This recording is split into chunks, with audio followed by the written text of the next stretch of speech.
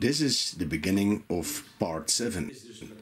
And of course, you don't always have to believe what you see. Je moet niet altijd geloven wat je ziet.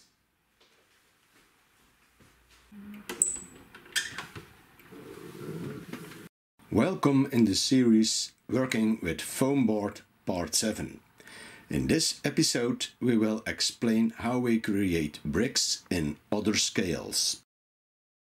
To create our brick walls, this time we use a caliper. The benefit of using a caliper is that you can change the distance between the two pins on the back of the caliper, and those two pins we will use to engrave our brick walls.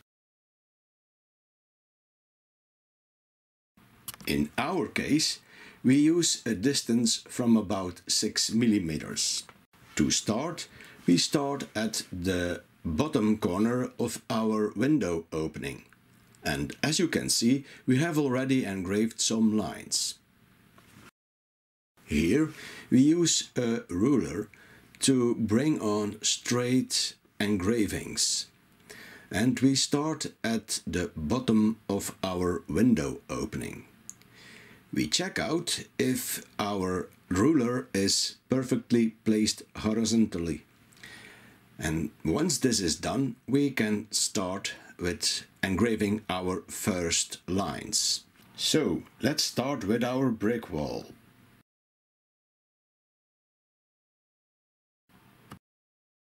Also on the other side of the window opening, we engrave those lines. For the other engravings, we repeat those engravings again and again. We place the ruler in a distance of the thick of a stone, of a brick stone, on the left and the right side. To create a correct masonry bounding, it's meant to stop at the corner of our window opening. Try to let it fit. To create vertical stones at the top of our window opening, we got to change our caliper to a distance of a stone of 1 brick. It's about 12 millimeters in this case.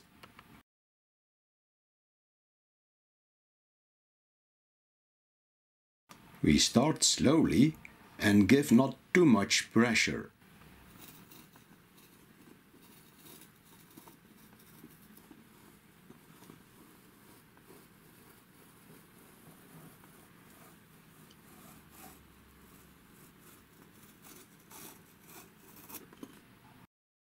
So we created the upper line of our vertical stones. We start engraving our vertical stones just in the corner of our window opening. Also the vertical engravings we engrave with the caliper. We skip every time again a layer of bricks to create a realistic look. We do it, of course, on both sides of our window opening. And we do it nice and slow. Here you can see what I mean. For the next rows of stones, we jump every time again a full brick. Also the inside of our window opening we engrave, and therefore we use a steel pen. And we let nicely fit the engravings with the engraved lines on the front of our brick wall.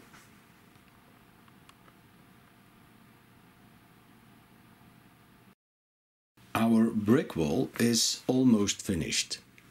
Now we got to make a choice. If we choose for a brick with an older look, we will use a metal brush to make it rougher. To do so, we start pressing little holes in the surface. We do it each time again, nicely spread over the total surface. It is Important not to scratch over the surface, but pressing each time again. Scratching should destroy the complete surface of our brick wall, and that should be a shame. As you already can see, our brick wall looks more and more realistic. It's also a choice you get to make if you want to create a new or an old wall. To create our windowsill, we use a foam board of about 5 mm thick. On both sides we peel off the cardboard layer. Once this is done, we cut out little corners on both ends to put in the window opening. On the top of our windowsill we engrave little lines to create a brushed look. Some windowsills have that look, and for this case we prefer that look.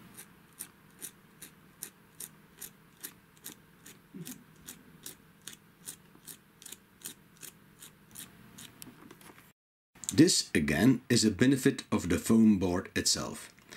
You can almost create every structure you want. In the middle of our windowsill we engrave a line to create two parts. In reality, it should be too big to place it in one piece. To paint our brick wall, we use the same white color as we did by our brick walls before. Also, our windowsill we paint in the same color like the wall itself.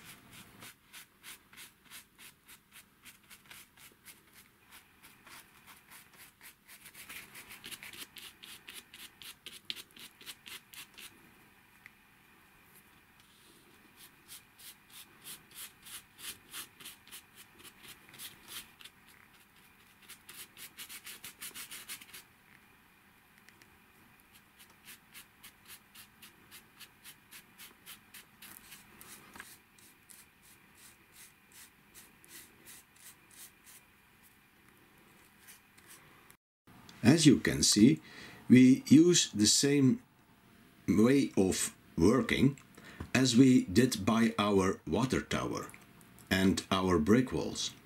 We use the same mixture of wash, we use the same colors, and we bring it also on over the complete surface of our structure, also the windowsill itself. If you want to know how it is made, you can see in part 3 how we did it before.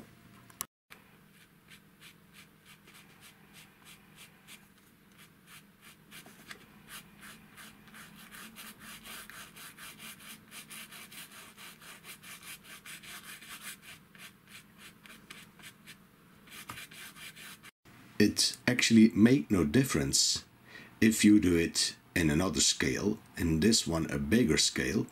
It is the same way of working, it used the same techniques to create our brick wall.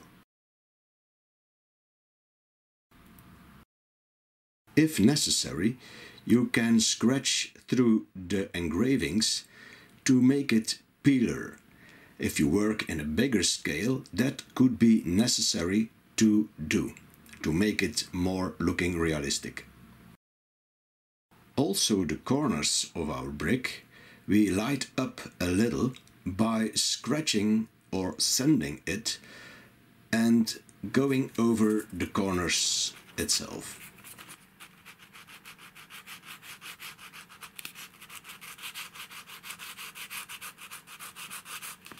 With black pigments we bring on a layer of dirt under the windowsill itself.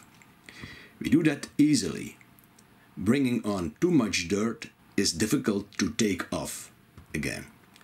Also, the top of our windowsill we make a little darker with the black pigments.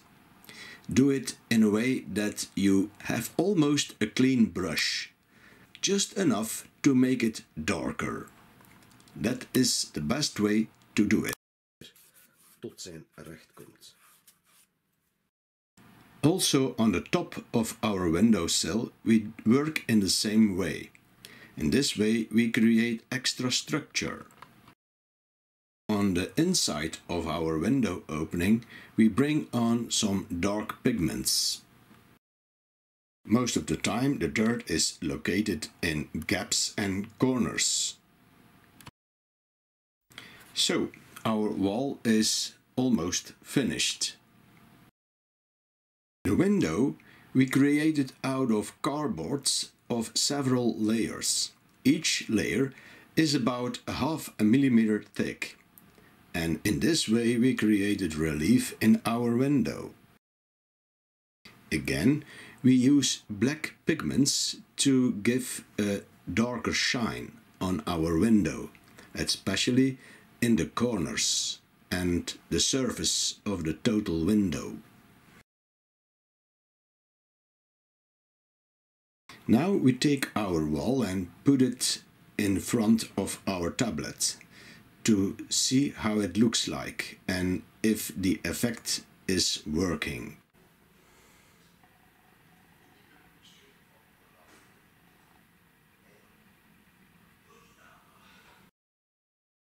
In episode 8 we will explain how we create cobblestones.